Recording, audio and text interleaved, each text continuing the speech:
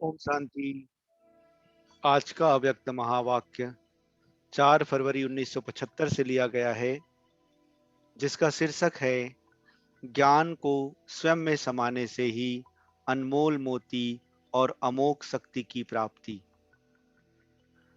ज्ञान का खजाना देकर सदा खुश बनाने वाले तथा सर्व शक्तियां देने वाले शिव बाबा बोले, अभी संगम युगी श्रेष्ठ आत्माएं इस समय चातक के समान हैं। जैसे शिव के लिए कहते हैं कि हर बूंद को स्वयं में समाने से मोती बना देती है, ऐसे ही आप सभी भी जो ज्ञान के बोल व महावाक्य सुनते हो और धारण करते हो, वह एक एक बोल क्या बन जाता है। आप भी उसे मोती बना देते हो और यहाँ एक एक बोल पदमपति बनाने वाला बन जाता है। एक एक बोल अमूल्य तब बनता है जब उसे धारण करते हो। जैसे चातक बूंद को धारण कर लेते हैं, वैसे ही आप भी इस ज्ञान को सुनकर समा लेते हो। समाने का प्रत्यक्ष स्वरूप क्या दिखाई देता है।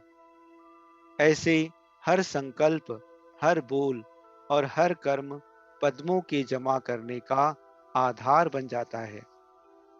अर्थात हर सेकंड के बोल में वह आत्मा पद्मा पदमपति स्वरूप में दिखाई देती है।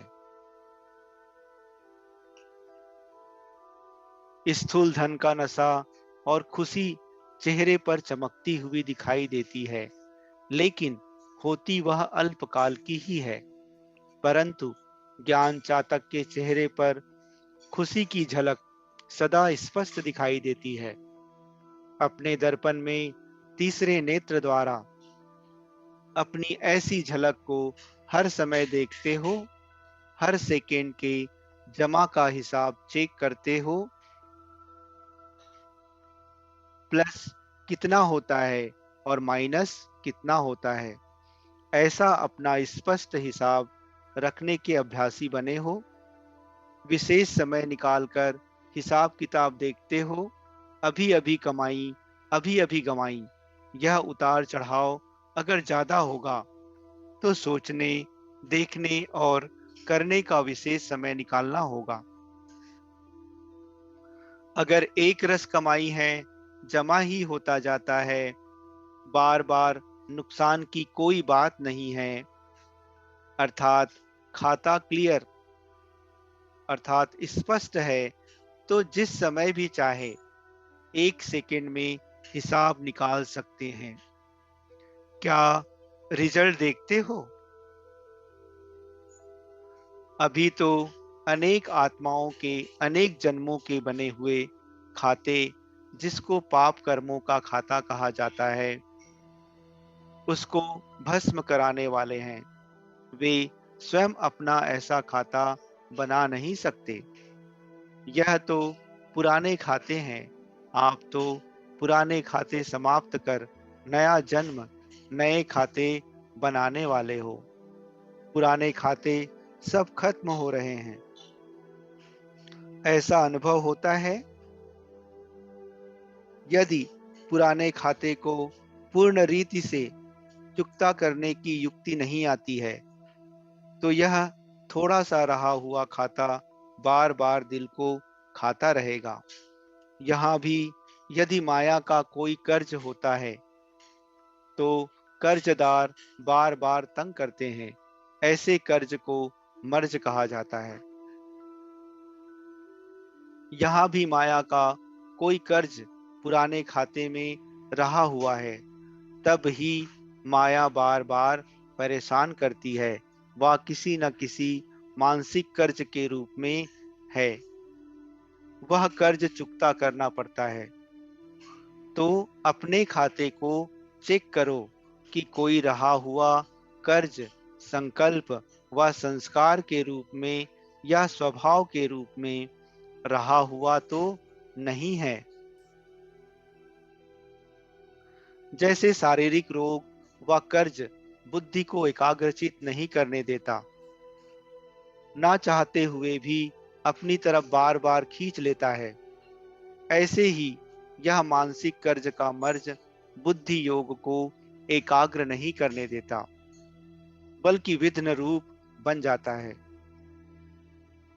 अभी तो समय की समाप्ति की समीपता है, तो अपने भी सब हिसाब चेक करो और समाप्त करो। हिसाब किताब आता है ना?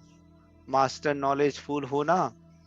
पुराने खाते का कर्ज या तो व्यर्थ संकल्प विकल्प के रूप में होगा, या कोई संस्कार व स्वभाव के रूप में होगा। इन बातों से चेक करो कि संकल्प एक है, याद भी एक को करते हैं ना, अथवा करना एक को चाहते हैं, होता दूसरा है। अपनी तरफ क्या खींचता है, क्यों खींचता है? बोझ है कोई जो अपनी तरफ खींचता है। हल्की चीज कभी भी नीचे नहीं आएगी, वह चढ़ती कला में ही होगी।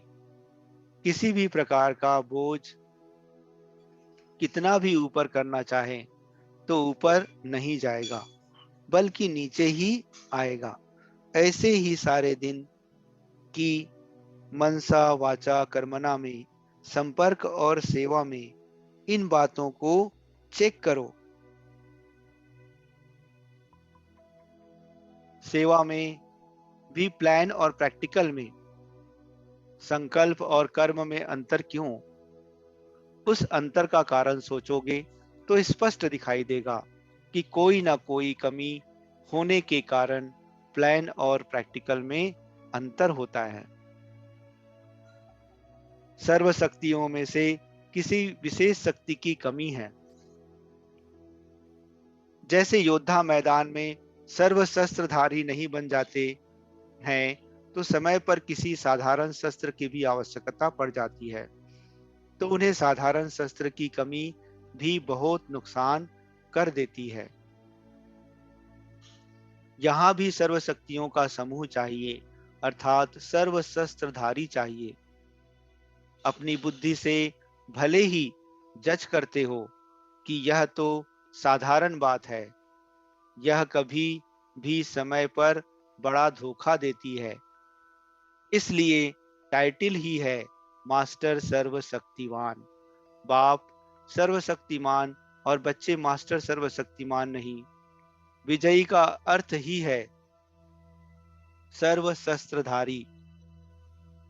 चेकिंग के साथ चेंज क्यों नहीं कर पाते हो? चेंज तब होंगे जब सर्व शक्तियां स्वयं में समाई होंगी, अर्थात नॉलेजफुल के साथ साथ पावरफुल दोनों का बैलेंस चाहिए। अगर नॉलेजफुल 75% और पावरफुल में 3-4 मार्क्स भी कम हैं, तो भी बैलेंस बराबर चाहिए। नॉलेजफुल का रिजल्ट है प्लानिंग, पावरफुल की रिजल्ट है प्रैक्टिकल। नॉलेजफुल का रिजल्ट है संकल्प, और पावरफुल का रिजल्ट है स्वरूप में आना।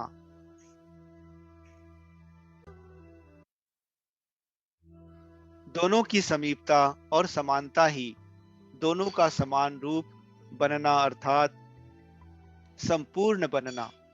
योग में और सेवा में जितना समय स्वयं को बिजी रखोगे, तो ऑटोमेटिकली कर्जदार को आने की हिम्मत व फुर्सत नहीं मिलेगी। अच्छा, अव्यक्त वाणी का सार। पहला, सीप के लिए कहते हैं कि हर बूंद को स्वयं में समाने से मोती बना देते हैं।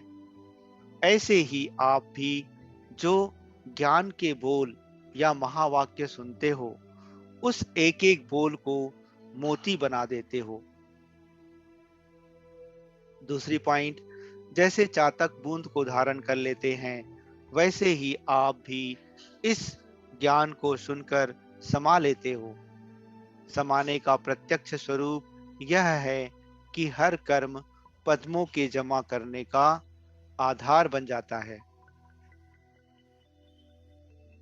तीसरी पॉइंट, यहां भी यदि कोई कर्ज लेता है तो कर्जदार बार बार तंग करता है।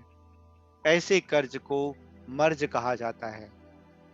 यहाँ भी माया का कोई कर्ज पुराने खाते में रहा हुआ है, तब माया बार बार परेशान करती है। चौथी पॉइंट, नॉलेजफुल के साथ साथ पावरफुल भी हो तब चेंज होगा। अच्छा, ओम शांति।